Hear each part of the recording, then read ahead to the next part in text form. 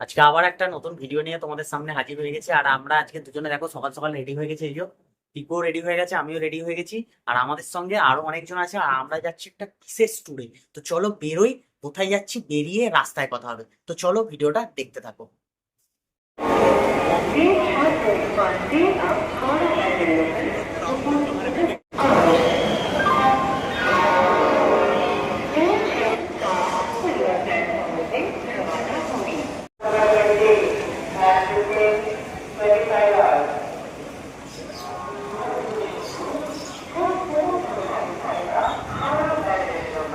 এখন ঘড়িতে বাজে দুপুর 3:34।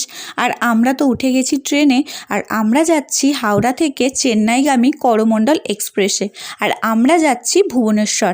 তো আমরা ভুবনেশ্বর থেকে আবার ট্রেন চেঞ্জ করব। আর যাচ্ছি হচ্ছে আমার ড্রিম প্লেস পুরী। অনেক দিনকার ইচ্ছা ছিল যাওয়ার, কিন্তু সেটা সম্ভব হচ্ছে কিরণের জন্যই। তো কিরণ তো আগেই গেছে, কিন্তু আমি কোনো দিন যাইনি, যাওয়ার খুব ইচ্ছা ছিল। কতক্ষণে পৌঁছাবো সেটারই অপেক্ষা। তো আমরা দলবল বেঁধে দেখো সবাই মিলে বেরিয়ে পড়েছি। আর আমাদের পাশাপাশি সিট ছিল। তো আমাদেরকে ভুবনেশ্বর নেমে আবার ট্রেন চেঞ্জ করতে হবে। আর অ্যাভেলেবেল ছিল না টিকিট, তো সেই কারণেই আমাদের এই সিদ্ধান্ত।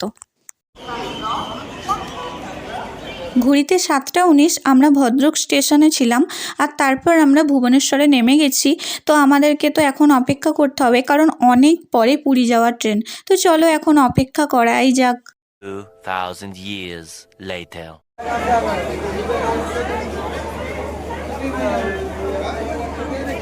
ফাইনালি আমরা পুরী স্টেশনে নেমে গেছি। আর এখন আমরা স্টেশন থেকে বাইরে যাব, তারপর কি করছি তোমাদেরকে দেখাবো। ঘড়িতে বাজে ভোর 5টা। আর আমরা স্টেশন থেকে বেরিয়ে গাড়ি করে চলে এসেছিলাম একদম সমুদ্রের পাড়ে। আর আমাদের হোটেলে যেতে তো এখন দেরি আছে, তো এখানেই এখন অপেক্ষা করব। আর সব থেকে বেশি অপেক্ষা করছি সূর্য উদয়ের জন্য। তো যাই হোক, এখানে আসার পরেই মনটা ভরে গেছে। তো সঙ্গে থাকো, সবটাই তোমাদের সঙ্গে শেয়ার করব।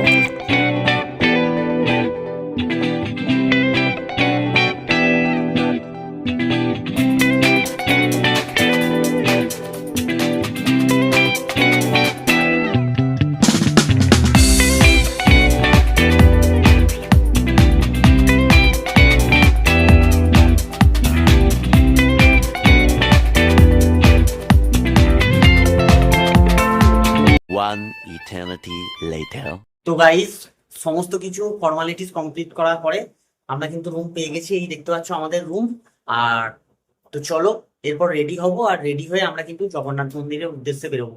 তো চলো আমরা রেডি হই, ফ্রেশ হই, অনেকটা রাস্তা জার্নি করে এসেছি। চলো দেখতে থাকো। তো দেখো আমি এখন রেডি হয়ে গেছি, আর কিরণ ওইদিকে রেডি হচ্ছে। আর আমরা এখন যাব জগন্নাথ মন্দির। তো ওখানে আমরা পুজো দেব, দর্শন করব। তো ফার্স্টেই আমরা এসে কিন্তু সমুদ্রে গেছিলাম, ওখানে অনেকটা সময় কাটিয়েছি। আর তারপর হোটেলে এসে চেক ইন করে আমরা ফ্রেশ হয়ে নিয়েছি। আর এখন আমরা বেরোচ্ছি পুজো দেওয়ার উদ্দেশ্যে। তো ফার্স্টে আমরা জগন্নাথ দেবকে দর্শন করে আসি, তারপর ভাববো যে আমরা বাকি দিনগুলো কি করব।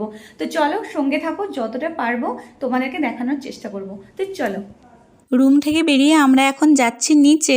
আর সবাই একে একে রেডি হয়ে নিচে চলে এসেছে। এই দেখো আমাদের এটা ছিল ফুল গ্রুপ। তো চলো যাওয়া যাক। আর এই দেখো ফাইনালি আমার স্বপ্নের জায়গায় চলে এসেছি, জগন্নাথ মন্দির সামনে দেখতে পাচ্ছি। আর কোনো দিকে আমার মন নেই, মানে আর তাকাতেই ইচ্ছা করছে না ক্যামেরার দিকে।